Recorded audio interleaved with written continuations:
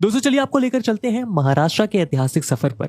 महाराष्ट्र का इतिहास पुराना है, जिसका सबूत यहाँ मिलने वाले दोमाबाद जैसी हड़प्पन साइट्स हैं। 3rd और 4th सेंचुरी में महाराष्ट्र मौर्यन एम्पायर के अंडर आ गया। इसके बाद सतवाहना डायनेस्टी ने यहाँ के रूल को टेक ओवर कर लिया और लगभग अगले 400 साल तक रूल किया। 6th से लेकर 8th सेंचुरी तक यहाँ पे चालुक्य डायनेस्टी का रूल स्टैब्लिश रहा, जिसके सबसे प्रोमिनेंट रूलर्स थे पुलकेशिन सेकंड और विक्रमादित्य सेकंड।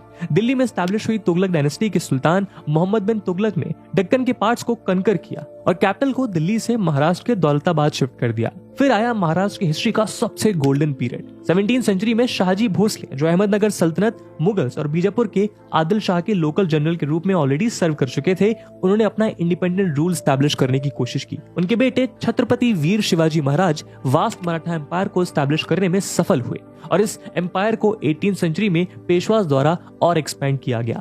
बाजीराव फर्स्ट जैसे पेशवास की वजह से मराठा एम्पायर अपने चरम पर पहुंचा।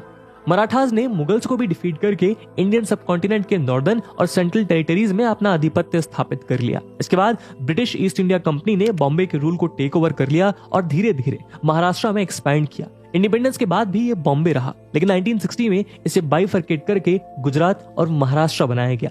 तो दोस्तों ये थी कहानी महाराष्ट्र के वीर इतिहास की।